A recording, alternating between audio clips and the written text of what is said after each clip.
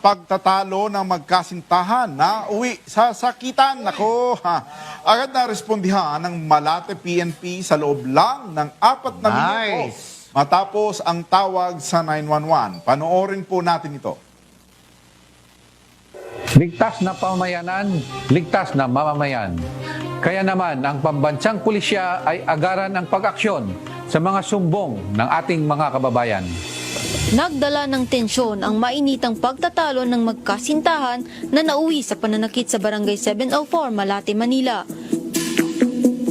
Sa loob lamang ng 4 na minuto, agad itong nirespondihan ng Malate PNP matapos makatanggap ng tawag sa 911 mula sa SK chairman ng nasabing barangay.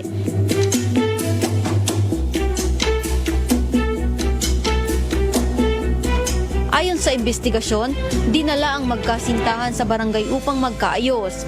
Subalit sa kalagitnaan ng kanilang pag-uusap ay uminit ang ulo ng sospek. Nilapitan ang kanyang kinakasama at bigla na lamang niya itong hinampas. Sinubukan ng mga kawani ng barangay na awatin ang sospek, pero mas naging agresibo ito at patuloy na nagwala. Maging ang mga pulis na umawat sa kanya ay nasuntok at naitulak niya, dahilan upang siya ay arestuhin. Ang sospek ay nasa kustodiya na ng Malate PNP at nahaharap sa kasong alarms and scandals at violations and resistance and disobedience to a person in authority. Nagpaabot naman ng mensahe at pasasalamat sa PNP ang SK chairman dahil sa mabilisang pagresponde ng Pulis Malate. Muling nagpaalala ang PNP na sa gitna ng hindi pagkakaunawaan, pairalin ang mahinahong pag-uusap at huwag ang init ng ulo dahil ang karahasan na hindi solusyon sa anumang problema. Ito ay magdadala lamang ng mas higit na kapahamakan.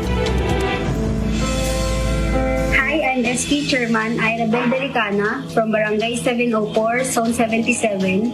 I was the one who called 911 for help. I made the call because there was a man violently attacked his wife in front of our barangay.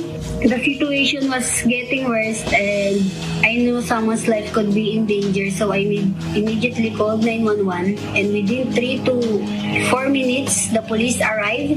They managed to stop the man, make sure the woman is safe, and also I was really impressed by the fast and professional response.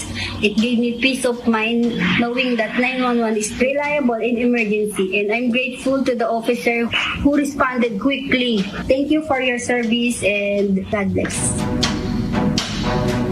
Simula nang nailunsad ang programa ng ating GPNP para sa maayos at mabilis na serbisyo ng ating mga kapulisan, ay muli na naman natin nasaksihan na talagang epektibo ang programang 911. Idayan mo ang 911 at agad ang pulis ay nandyan sa inyong harapan.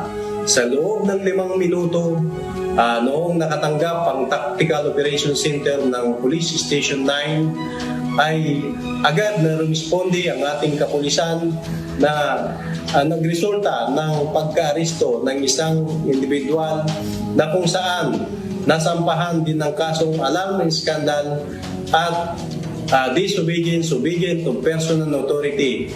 At dahil dyan, ang Police Station 9 ay patuloy na nagkakandak ng simulation exercise para mas mapabuti, mas mapabilis, mas maayos na responde para sa ating mga kababayan na nangangailangan ng tulong ng ating kapulisan. Huwag nyo nang hanapin ng mga pulis sa presinto sapagkat kami ay nasa inyo ng mga telepono. Dial 911, darating kami sa loob ng 5 minuto.